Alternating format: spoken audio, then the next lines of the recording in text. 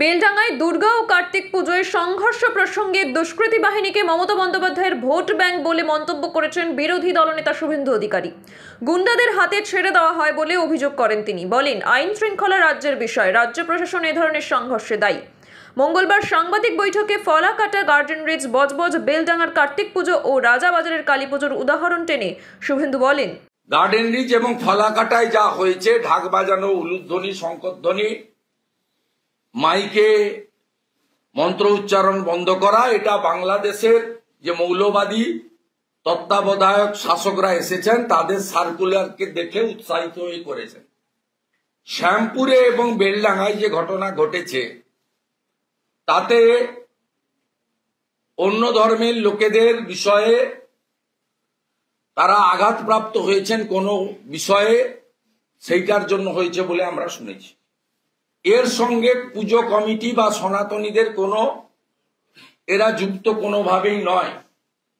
আমরা 2022 সালে দুর্গাপূজার অষ্টমীর দিন বাংলাদেশের ঘটনা জানি, যে ঘটনায় 22 সালে বিজয়া দশমীর নয়, অষ্টমীর দিনই বাংলাদেশের সব দুর্গাপূজাকে বিসর্জন দিতে হয়েছিল, ভেঙে চুরে তছনছ করেছিল।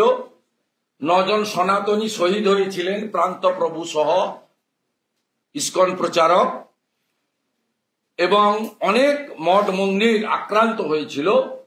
পরে তদানীন্তন প্রধানমন্ত্রী হাসিনাজির পুলিশ তারা উদ্ধার করেছিল, মোহাম্মদ ইকবাল, তিনি এই কাণ্ডটা করেছেন। তাই বেলডাঙ্গায় কোনো সনাতনীরা, কোনো পুজো কমিটি এই জিনিস করতে পারে না। তাছাড়া বেলডাঙ্গা সহ মুর্শিদাবাদে এখন সনাতন হিন্দুদের সংখ্যা কমতে কমতে 20-22% এসে গেছে। স্বাভাবিকভাবে এমনি গরিষ্ঠ সংখ্যক যেখানে সনাতনীরা আছে সেখানেই কেউ বাড়ি থেকে বেরিয়ে ঝামেলায় জড়াতে চায় না, এটা আপনারাও জানেন, আমরাও জানি। আর ওখানে তো প্রশ্নই নেই, কে বা কারা করেছেন তার তদন্ত হওয়া উচিত ছিল। আমি এখান থেকে দাবি করি, সিটিং জাজ কলকাতা হাইকোর্টের প্রধান বিচারপতির কাছে রাজ্য সরকারের প্রেয়ার করা উচিত যে ফ্যাক্ট ফাইন্ডিং এটা কে করলো, কেন অন্য সম্প্রদায়ের লোকরা আঘাত পাবে, বা মৌলবাদী শক্তি যারা ভারতবর্ষে নিষিদ্ধ সংগঠন পিএফআই, সিমি, তাদের হাতে কেন তুলে দেওয়া হবে।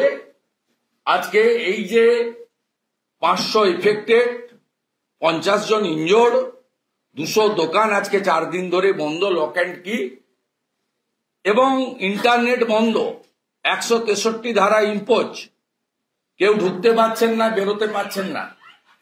এই জায়গায় ফ্যাক্ট ফাইন্ডিং হওয়া উচিত। এবং এরা যেহেতু ভোট ব্যাংক এবং শাসক দলের সর্বোচ্চ স্তরে মুখ্যমন্ত্রীর আশীর্বাদ এদের উপরে আছে, সেহেতু লোকাল লেভেলে ওসি, আইসি, এসডিপিও, সিআইরা প্রাথমিকভাবে যে অ্যাকশনটা নিলে এইসব ঘটনা আটকানো যায় তারা নিচ্ছেন না। এই কারণে আমরা চিফ সেক্রেটারি মনোজ পন্থের কাছে গতকাল আবেদন করেছিলাম, আপনার দেওয়া ডেট, টাইম, ভেন্যু আপনি ঠিক করবেন, নো কন্ডিশন।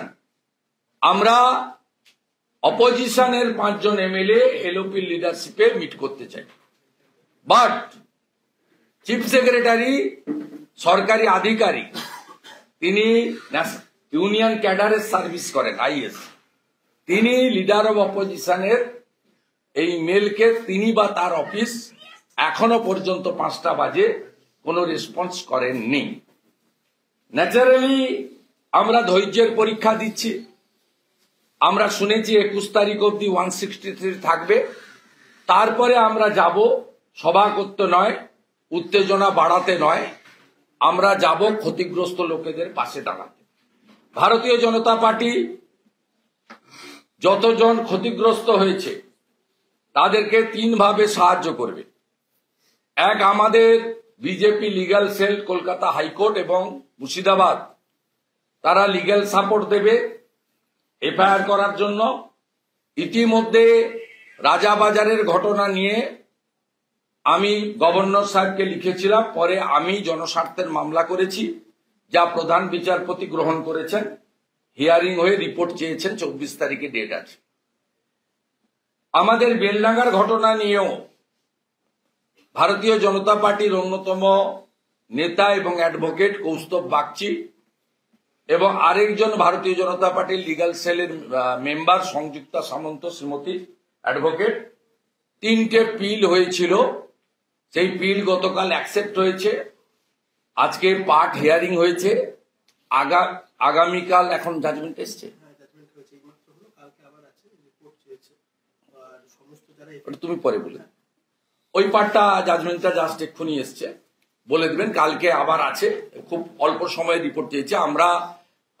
আমরা লিগ্যাল সাপোর্ট দেব তাদের, ক্ষতিগ্রস্ত যারা হয়েছে তাদেরও আমরা বিএনএস এর অন্তর্গত এফআইআর, ইন্টারনেট বন্ধ, মেল বন্ধ, আমরা তাদেরকে দিয়ে এফআইআর করাবো, লিগ্যাল ক্যাম্প করব। দ্বিতীয় হচ্ছে, যত দোকান ভাঙচুর হয়েছে অ্যাসেসমেন্ট করে আমরা পার্টির পক্ষ থেকে সম্ভব হলে ভালো, নইলে আমরা সনাতনীদের কাছ থেকে সংগ্রহ করে তাদের প্রত্যেককে আর্থিক ক্ষতিপূরণ দেব। আর যে কটা স্থায়ী মন্দির ভাঙচুর হয়েছে সেটা রিপেয়ারিং করার দায়িত্ব আমাদের 67 জন বিধায়ক আমরা কাঁধে তুলে নিলাম। আমরা ওখানে প্রদীপ্তানন্দজি মহারাজ রয়েছেন ভারত সেবাশ্রম সঙ্গে, তাকে আমরা বিশেষ অনুরোধ করব, আশা করি তিনি রাজি হবেন।